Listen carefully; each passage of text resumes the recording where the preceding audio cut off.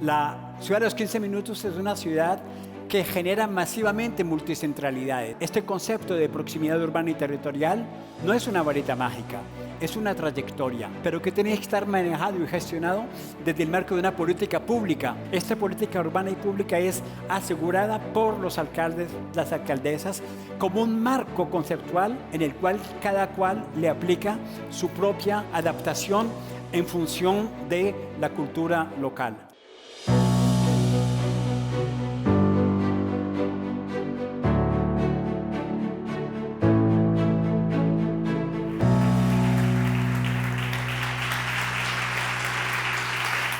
Voy a efectivamente comentar mi trabajo como investigador sobre las transiciones urbanas y territoriales en estos tiempos tan difíciles que nos obligan a imaginar y anticipar nuevas maneras de vivir.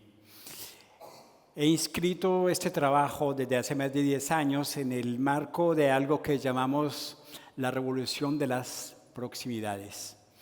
Significa que en estos momentos tenemos que cuestionar nuestras maneras de vivir en cierta profundidad.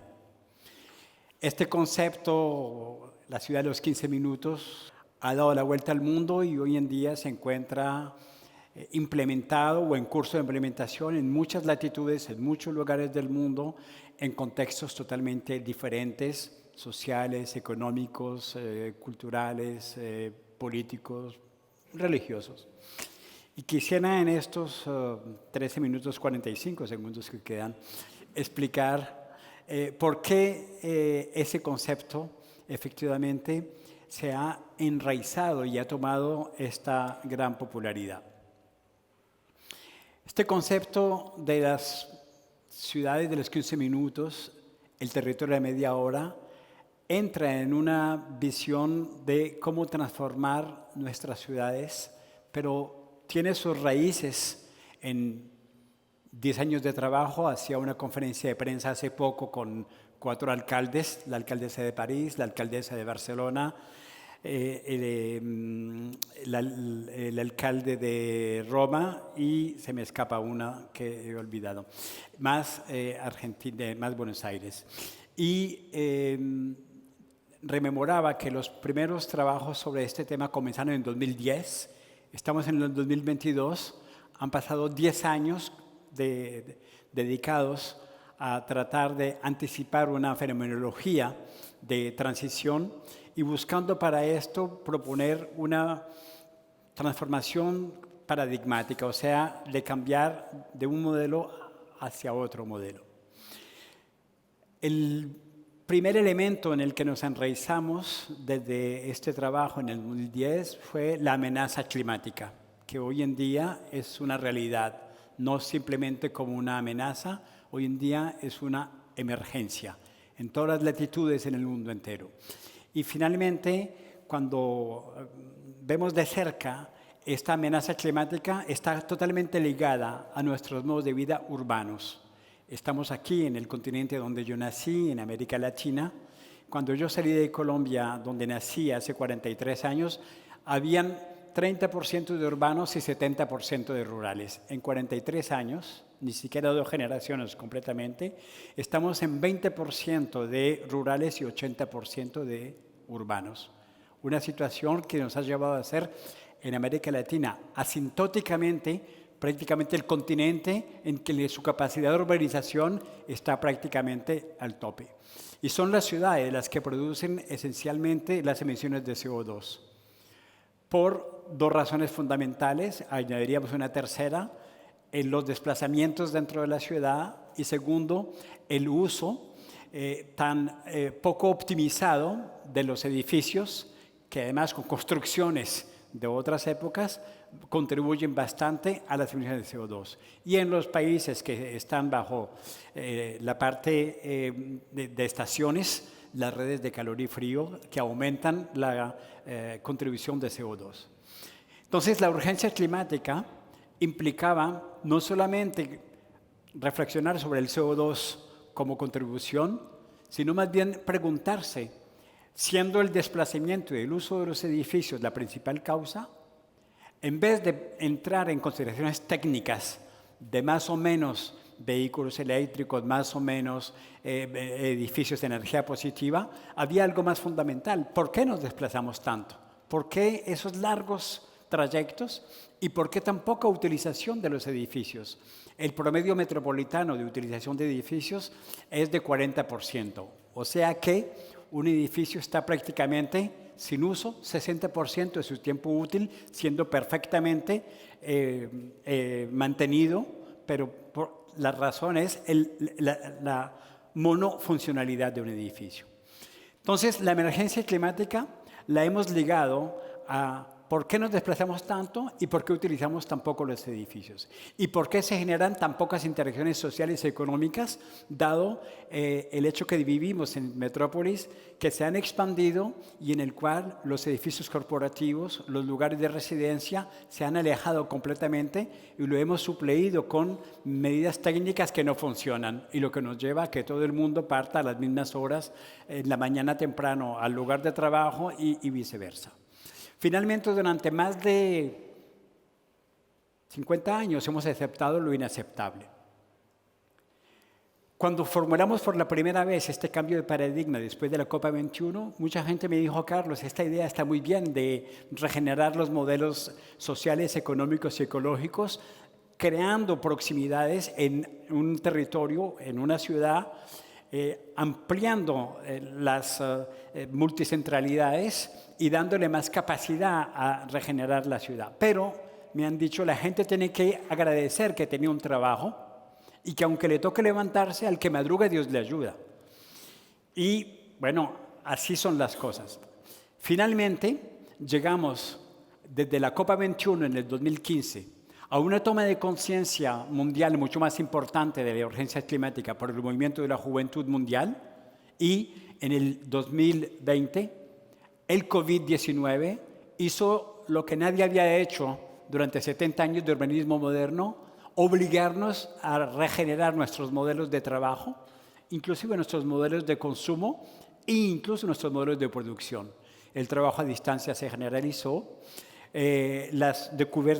descubrir sus vecinos se convirtió en algo casi nuevo, y finalmente muchos jóvenes trabajadores de los 20 a los 40 años pensaron que era necesario cambiar nuestro modo de trabajo, de no irse todos los días a la misma hora, todos al mismo lugar, e inclusive la fenomenología, lo que se llama el quiet quitting, se generalizó. O sea, gente que aunque no tenga la dematerialización de su trabajo, prefiere renunciar para simplemente buscar un trabajo en proximidades más cercanas. El 2020 lanzó este concepto a nivel mundial, porque además la alcaldesa de París, Ana Hidalgo, en el 2019, de una manera anticipadora y visionaria, lo tomó como bandera principal en su campaña electoral victoriosa, y a partir de allí ese concepto entró en la especie de hibridación de una actividad científica con una dirigente política que había ya estado muy anticipadora sobre el cambio climático, siendo en ese momento presidente en el 2015 del C40, que estamos celebrando hoy aquí.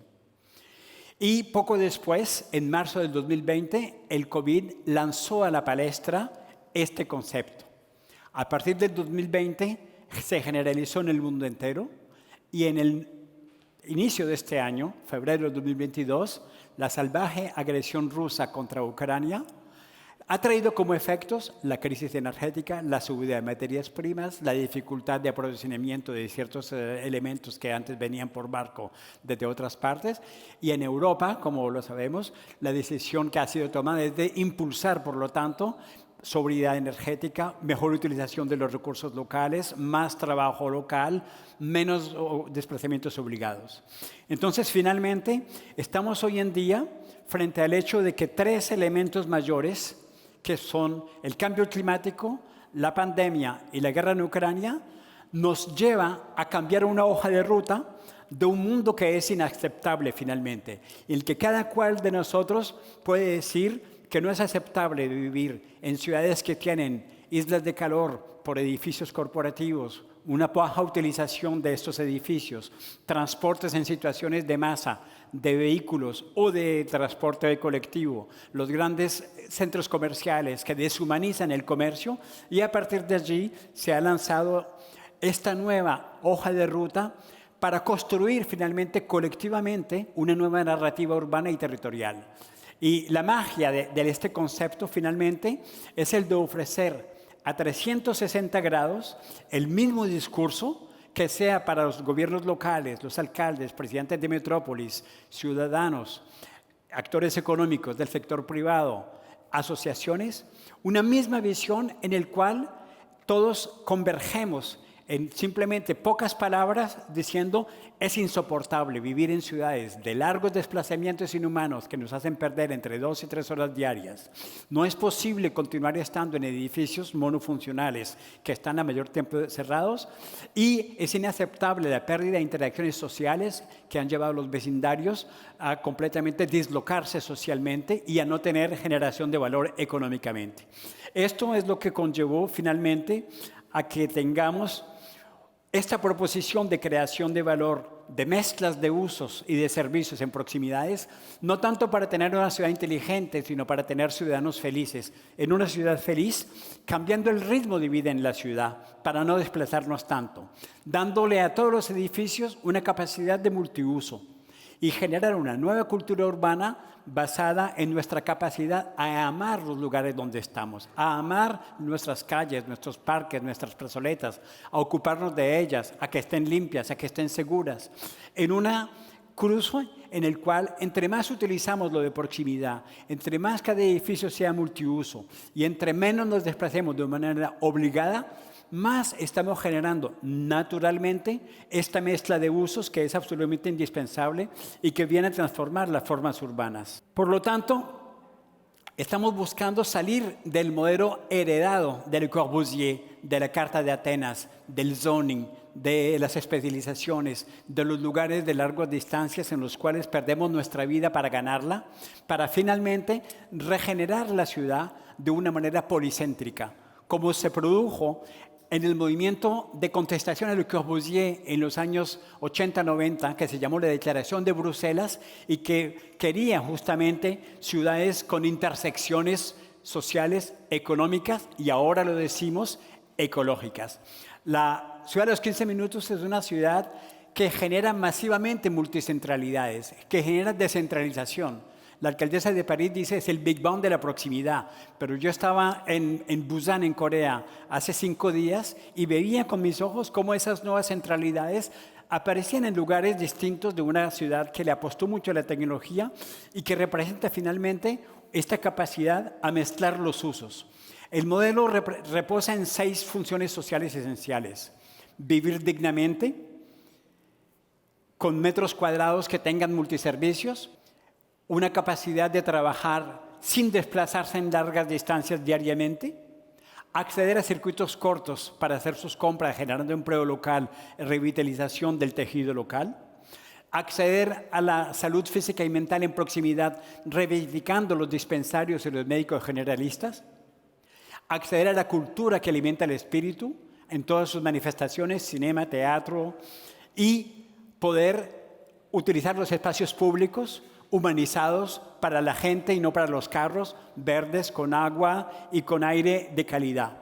Estamos generando 3 nuevos indicadores de calidad de vida: mi bienestar personal y el de mi familia, para tener tiempo útil para estar con ellos. El segundo es el tiempo de sociabilidad con mis vecinos y en situación mucho más tranquila con mis colegas de trabajo. Y tercero, el índice de mi comportamiento ecológico, porque reduzco mis emisiones de CO2 y al mismo tiempo tengo más calidad de contacto con aquellos que no conozco en la alteridad. Ecología diaria con menos desplazamientos. Proximidad con la reinvención de modelos económicos dentro de la ciudad. Solidaridad para regenerar interacciones sociales en los vecindarios y empoderamiento ciudadano para poder implicar cada uno de nosotros con presupuestos participativos, con proyectos de embellecimiento, con participación ciudadana, con la Noche de las Ideas, con las Noches Blancas, con la Noche de los Museos, que hace un reencuentro de la ciudad con los ciudadanos y con aquellos que participan. Esto es una política territorial y urbana basada en el bien común. El bien común es la Premio Nobel de Economía, la primera mujer, Eleanor Strom, que planteó la necesidad de utilizar los recursos materiales o inmateriales que le sirven a todos en el interés general, sustrayéndoles a una economía especulativa. Para finalizar, este concepto de proximidad urbana y territorial no es una varita mágica, es una trayectoria, es un viaje en el que todos tenemos que participar, pero que tiene que estar manejado y gestionado desde el marco de una política pública para que no degenere simplemente en barrios privados que van a segregar más que lo que existía antes. Esta política urbana y pública es asegurada por los alcaldes, las alcaldesas, como un marco conceptual en el cual cada cual le aplica su propia customization, su propia adaptación en función de la cultura local. Este pequeño mapa muestra alrededor del mundo muchas maneras de explicarlo. Los microcentros, los barrios vitales, los barrios completos, los barrios multicéntricos, los 20 minutos de vecindario, los vecindarios de felicidad. En China se llama el círculo de calidad de vida de los 15 minutos.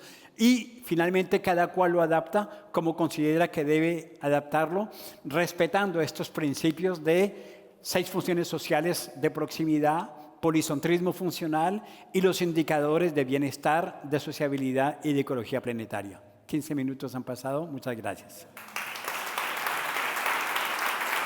Gracias.